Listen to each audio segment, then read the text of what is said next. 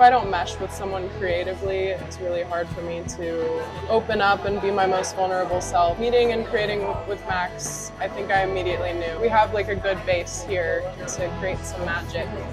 In Leech, I was kind of channeling the beauty of loss and how it's important to move on and look at what relationships gave you and look back with love.